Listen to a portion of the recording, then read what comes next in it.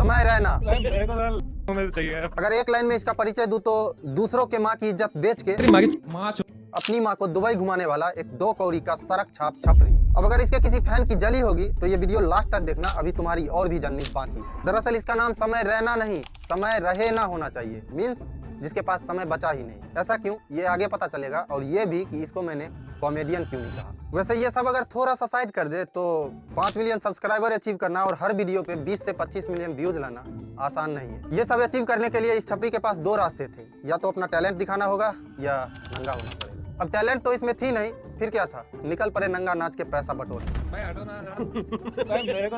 मेरे को चाहिए। लेकिन आपने ये तो सुना ही होगा कि कोई चोर जानबूझ के चोर नहीं बनता है, कोई तवायफ जानबूझ के तवायफ नहीं बनती है, बल्कि उन्हें बनाती है उनकी मजबूरियां। कोई भी इंसान जानबूझ के बुरा काम नहीं करता, कोई चोर जानबूझ के चोरी नहीं करता, कोई डाकू जानबूझ के डाका नहीं डालता, और कोई तवायफ जानबूझ के अपना जिस्म नहीं बेचती।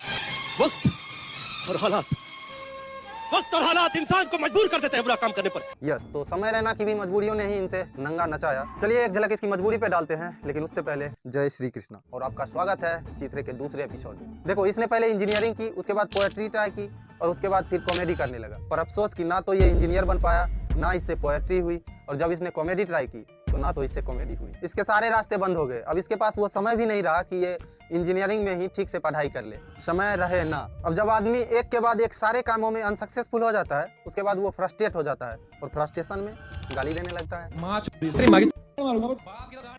इसी से सिमिलर कहानी है अरविंद अरोरा की, उसको मैंने इस वीडियो में एक्सपोज किया है। ये वीडियो देखने के बाद उसको भी एक बार जरूर देखिएगा। तो जब समय रहना कुछ भी नहीं कर पाया तो फिर फ्रस्ट्रेशन में आके गाली देने लगा। और इंडिया में तो कैरी मिनाटी जैसे सुअरों ने बहुत सारे छपरी पहले ही बना रखा है। उन्हीं छपरियों ने इनको अपना दूसरा सरदार बना लिया और ये बन गया स्टैंड अप कॉमेडियन समय रैना। वाह, मतलब ना तो ये इंजीनियर बन पाया और ना ही कॉमेडियन। अगर ये गाली देना बंद कर दे तो ये किसी लायक नहीं रह जाएगा। नालायक आदमी क्यों कह रहा हूँ, सुअर, नालायक सुअर। इस जाहिल को लगता है कि प्रिंटिंग इंजीनियरिंग समय की बर्बादी है। देखो, मैं 24 साल का हूँ, जिसमें से 4 साल मैंने बर्बाद कर दिए, क्योंकि मैंने करी है प्रिंटिंग इंजीनियरिंग। और उसमें सिर्फ प्रिंट करना सिखाते। भाई प्रिंटिंग इंजीनियरिंग में करते क्या आदमी? कुछ नहीं करते भाई। क्या तुम्हें जेरोक्स करना सिखाते? माँ कसम, हमें सिखाते हैं कि जेरोक्स कैसे निकलता है। ये इस बात की सबूत है कि इसने कभी पढ़ाई की ही नहीं। क्योंकि प्रिंटिंग इंजीनियरिंग में केवल प्रिंट करना ही नहीं सिखाते हैं, बल्कि डिजाइनिंग, एडिटिंग और प्रिंटिंग मशीन को ठीक करने से रिलेटेड बहुत सारी चीजें सिखाई जाती है। ये बोल कि तू लायक नहीं था इंजीनियरिंग के, जाहिल मानुस। अब चलिए इसकी सो कॉल्ड कॉमेडी भी देख लेते हैं। मान लो तुम्हारे सामने कोई बंदा बिजली का खंभा चढ़ के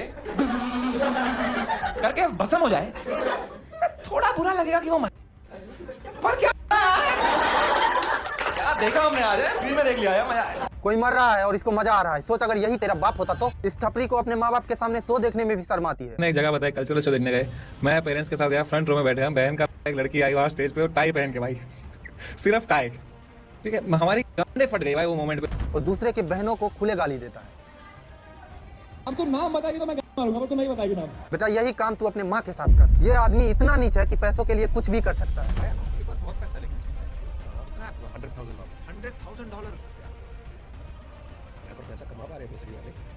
$100,000 कितना होता है भाई? 7 करोड़ रुपए होता है भाई। हटो ना। मेरे को चाहिए। अब जैसी तेरी हरकत है, तुझे पत्थर मारने वाले गलत नहीं थे। ये तो ये सब इसलिए कर रहा है क्योंकि इसको अपनी माँ को दुबई घुमाना है। तुम क्यों देख रहे हो? कॉमेडी के लिए। ये कॉमेडी है। ए मूर्ख, अपनी छवि सुधार। What is this? ए मूर्ख, अपनी छवि सुधार। इसमें कॉमेडी कहाँ है? और ऐसी ही इसकी सारी जोक्स होती है। देखो, मैं चाहूँ तो मैं इसकी तरह ही नहीं बल्कि इससे भी बुरी तरह से इसे जलील कर सकता हूँ। और लास्ट में कह सकता हूँ कि अगर मेरी बातें बुरी लगी हो तो मेरे नाम पे एक लेटर लिख और उसे फोल्ड करके अपनी माँ के। मेरे को कोई गाली मत देना, मैं आ रहा हूँ। पर अगर किसी को कहीं बुरा लगा है तो मैंने ऊपर एक फीडबैक फॉर्म रखा है, जो भी आपको लगा बुरा आप उस पर लिख देना और उस फॉर्म को फोल्ड करके फिर अपनी इस पे लंबी वीडियो बना के इसको इसकी औकात में बता सकता हूँ, पर इसके लिए मुझे इसके और भी वीडियो देखने पड़ेंगे। पर मैं वैसा काम नहीं कर सकता जिसमें इस गधे को और भी देखना पड़े। तू है इसके वीडियो पे। ये चीथरे सीरीज का दूसरा एपिसोड था। पहला एपिसोड देखने के लिए यहाँ क्लिक कीजिए। तो चलिए चलता हूँ, फिर मिलूंगा चीथरे सीरीज के अगले एपिसोड में। तब तक रखिए अपना बहुत बहुत ख्याल। नमस्कार।